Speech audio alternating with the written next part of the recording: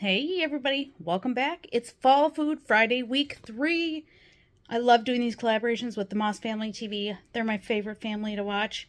And I'm so excited that this is the 3rd week and the 3rd year that I've participated.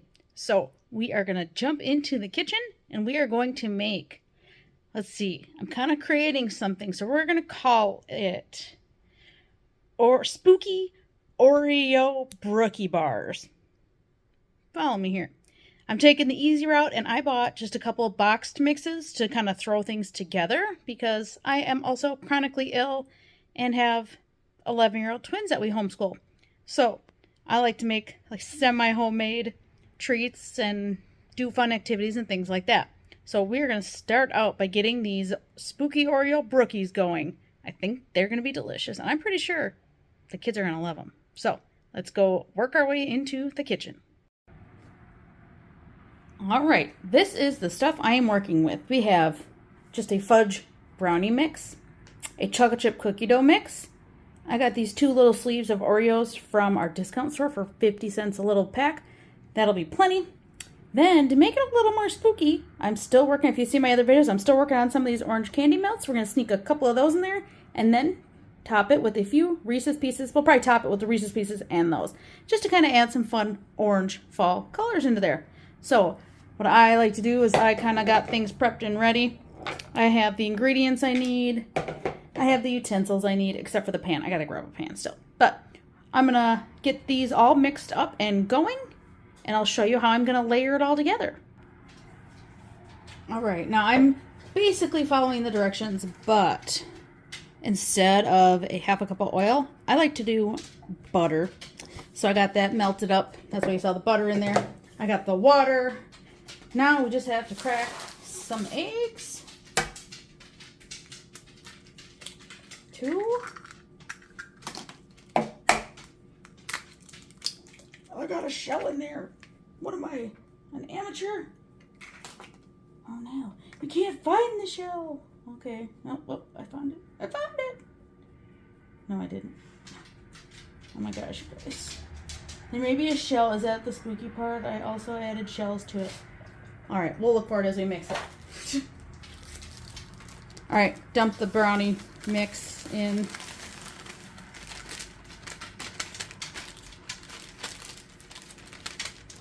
This is just my baking towel we have here, so we can wipe our sticky hands on here. Just mix this up, and then once this is all combined, you just set it aside, and then we're gonna work on the cookie dough. And the reason I'm working on this first is because this is the least of the messy parts, for me anyway. So with the cookie dough, you usually got to get in there with your hands and help combine everything. So this will be ready, and this is going to go on top of our bars. Okay, so we'll be back as soon as we are ready to do the cookie layer. Now, because I took the easier way, this is ready in 3 easy steps. I got money back on buying it from one of the cashback apps. Otherwise, I was just going to cheat and buy a refrigerated cookie dough. But this one, all we got to do is combine 1 stick of butter and 1 egg and this. And we can do that, right? Easy enough, I think. Now, it did say softened, not melted. Well, I got half and half, you know. I got a new microwave. It's still getting to know it. All right, I'm gonna get in here with my hands and get this all mixed up and ready to go. And we'll be back with the next step. All right, I'm using an aluminum pan, 1 less dish, right? Got my cookie dough mixed. Just plop it on in there. The rest of your little gobbledygooks, you know, whatever. Now, take your time, get this flattened out so it's the whole bottom layer. I didn't really pick the best utensil, but I threw my other spatula in the sink. I don't want to wash it now. So, we're going to come back as soon as we have this whole bottom of the pan covered with our cookie dough. All right, I'm going to admit that took way longer than I thought it would. That's all right. I don't know. I only have 12 Oreos, so we're going to just kind of place them how we see fit, you know?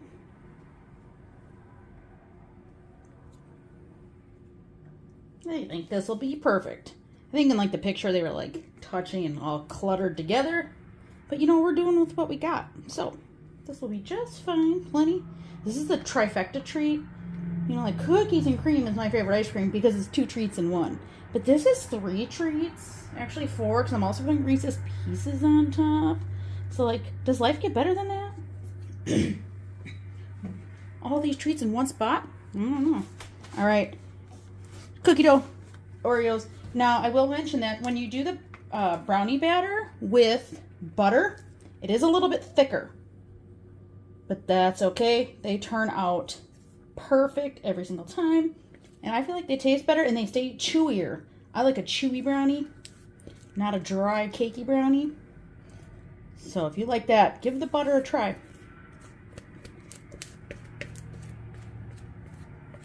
Don't leave any goodness behind. We'll come back in here when my hands are a little busier.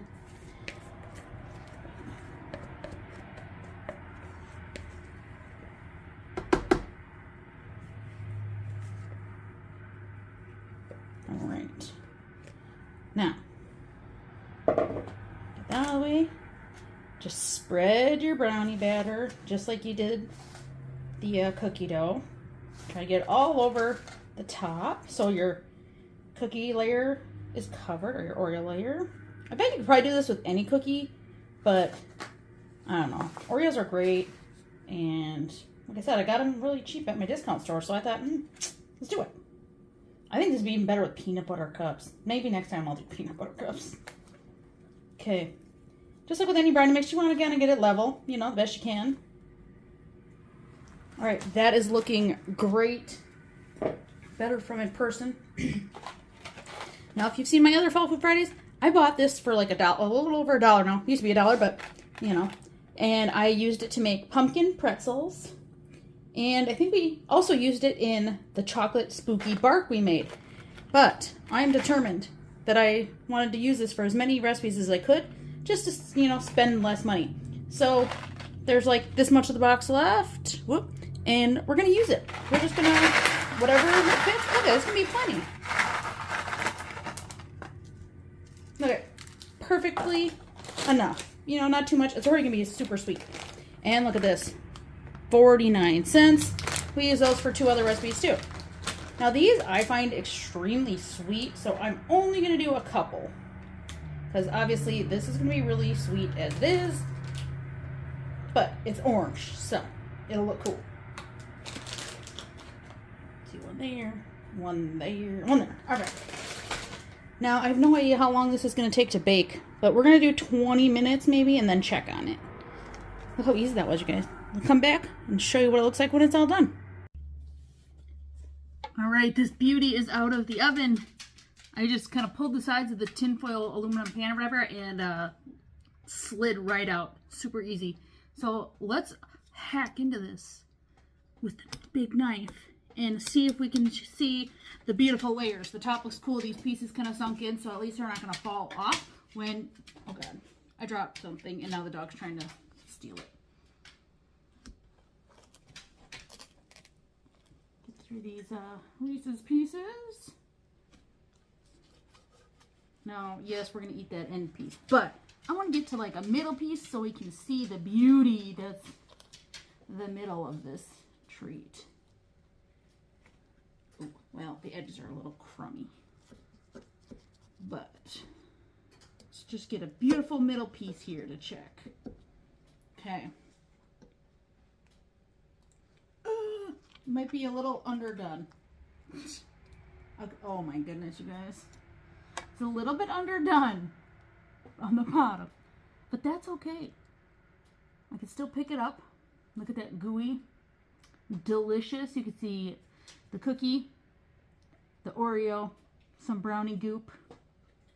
I'm gonna go in and take a big bite and see how it is. Let's bring you up here. Let's go in. You know, I cooked it for like 40 minutes and I was worried the edges were gonna start burning, so that's why I took it out. But the middle is a little gooey. But you know what? Never stopped me. I licked both bowls.